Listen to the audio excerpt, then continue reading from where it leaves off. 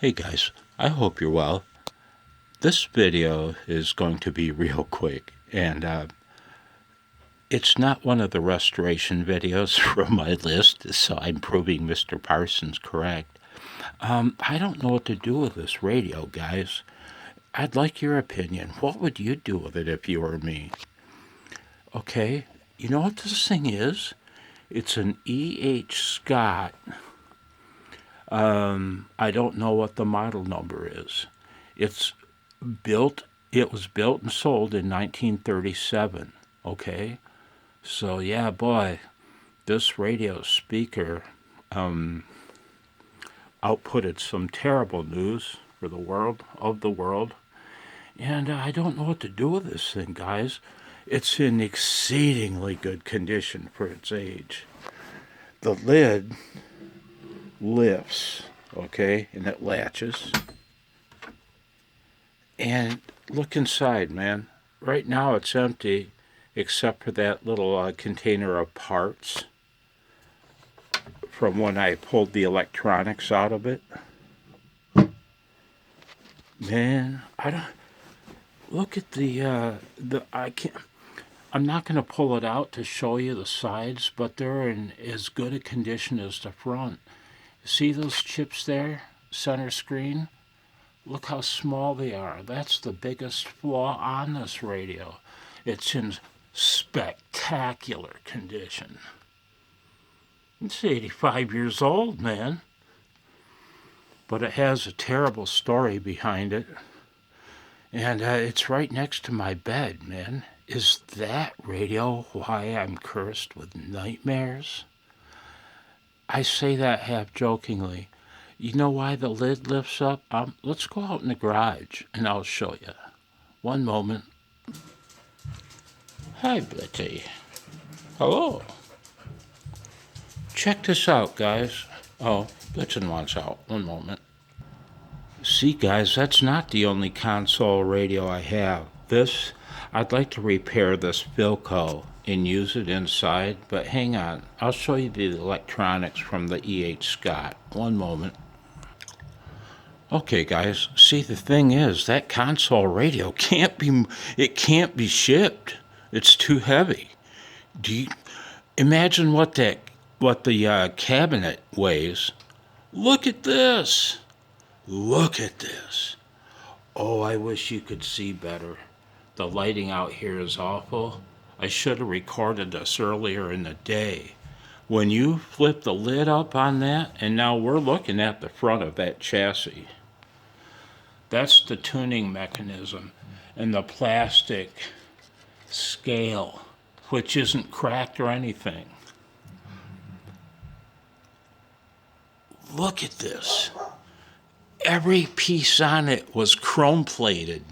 This is the condition that I've never done anything to it. I've never even blown the dust off it. Look at this. Do you see a vacuum tube anywhere on this thing? You don't. Do you see an IF coil or transformer or anything? You don't. All you see is gleaming chrome, and it was gleaming at one time. Hey, can you see Uncle Blozo? Hey, man, what's going on, guys? Peekaboo. Sorry to scare you. Look at this thing. That's just the RF deck. Next to it here, do you have any idea how heavy that is? It's heavy as shit. Next door, we have the power supply and output PA deck, I believe. Yeah, see, I have not seen a schematic of this thing. I'm only guessing. Now, I'm guessing that to be the power transformer that runs the whole radio, and these the two channels. I don't know. It's not stereo. It's fucking 1937, for Christ's sake. What is it? Are they filter chokes in the power supply? Yeah. Those little Mickey Mouse caps aren't the power supply filter caps, are they? What's that? Is that the filter choke? Or is the filter choke in here? Hang on. In here. Hang on. I'm going to pause you. One moment. Check out the bass speaker. Now it's got some flaws. There's a crack that you can probably, yeah, you can see it right there. A good tear there. But the overall integrity isn't awful. It's serviceable. What I would do is go all the way around the edge, the crinkle edge there, with a solution that I use. Same solution that I used in this Crosley Model 56-TV0.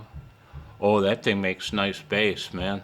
And the reason is the speaker cone is compliant.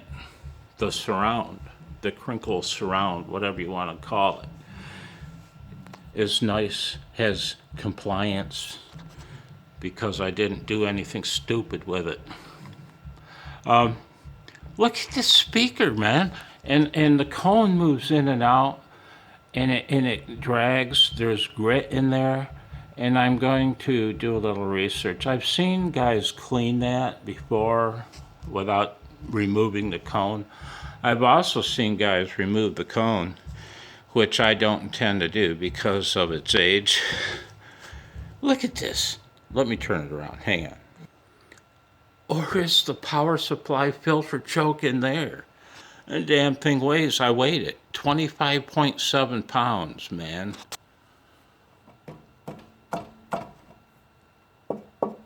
Hollow there. Not hollow there, man. That thing's got some cast iron in it. You know, what the hell? I'm sure there's a good,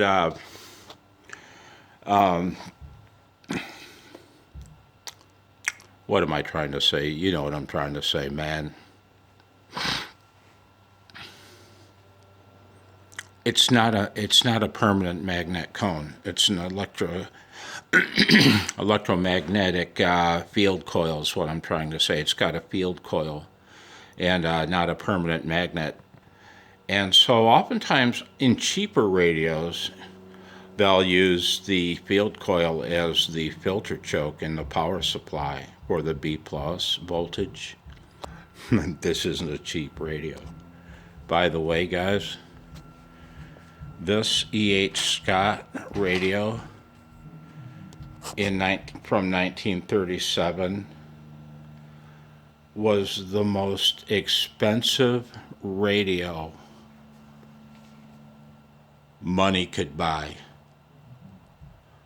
Only the most very well-heeled Americans could even dream of a radio like this. Most Americans couldn't even conjure up something like this in their dreams. Most Americans dreamed of this, Crosley. And even that Crosley would cost them 3 or 4 weeks of the family wages.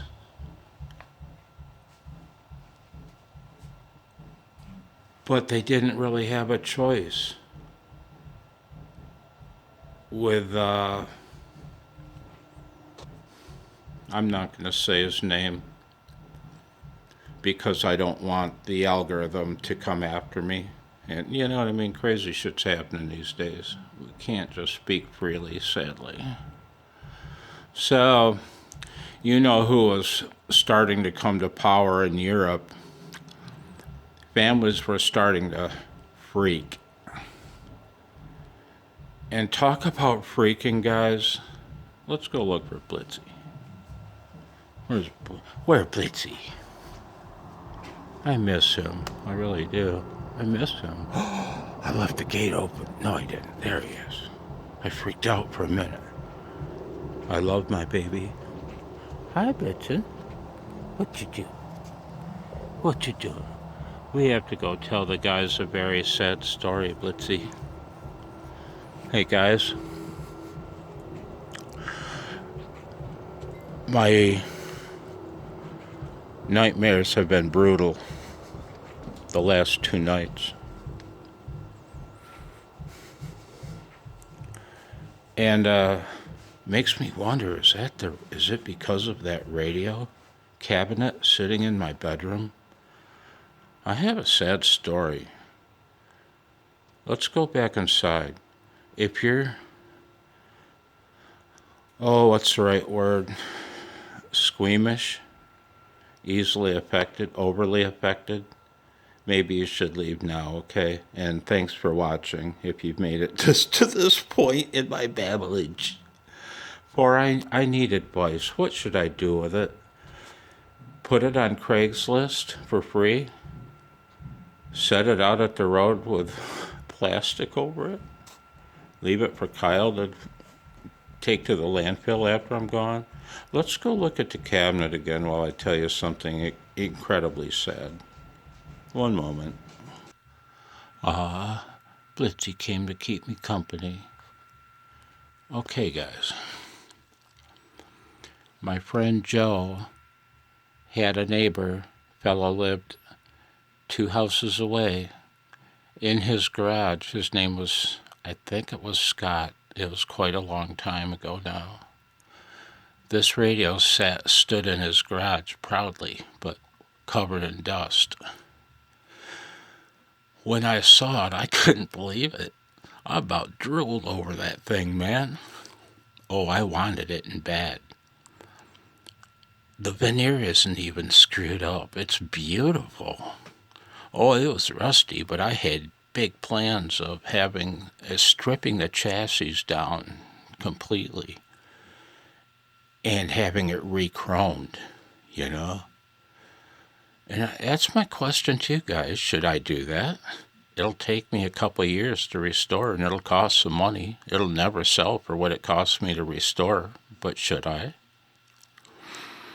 A lot of work. Oh, shit. Be a fun project. It'd be intense. Well, boy, it's hard to say. Hard to tell you guys. A couple of years went by, and my friend Joe called me and asked me if I wanted the radio still, and he said it's mine. That his neighbor wanted to give it to me. He was free to give it to me now. See, the problem is, guys, it was his wife's radio. Joe's neighbor's wife's radio. And she about had a fit when he told her that he'd like to give it to me. She put the brakes on that right away. Well, problem is, she ended up having a hysterectomy, and she was a disaster hormonally. Barely able to cope with life. And, boy. One summer, I don't know if it was a day or a night. One summer day, she'd had enough, and you know what she did in the garage with her car running and the door closed. That's what Joe's neighbor, I can't remember, I think his name is Rick. That's what he came home from work to find. And, boy, in the past, I've used the word for that radio. I've called it the you-know-what radio, starting with the letter S. S as in Sierra. You know what I'm talking about, man.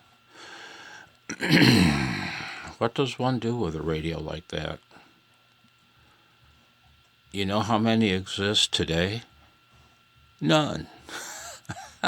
At least I can't find. I find almost no references to it. I find almost no Google image pictures of it. I find nothing. I look on eBay and find none sold in the past. The most expensive radio you could hope to dream about in 1937. For most Americans, man, That radio cost more than their house.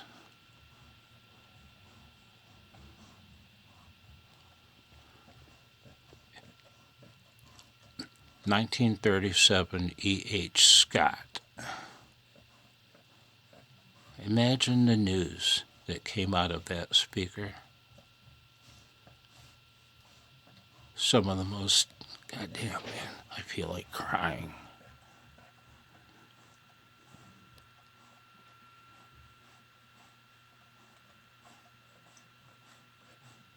War is so fucked up.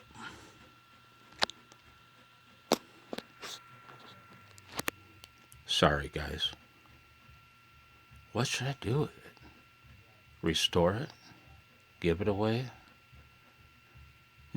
Get it the hell away from my bedroom? Let me know, man. Leave a comment. Or as young people say, hit me back.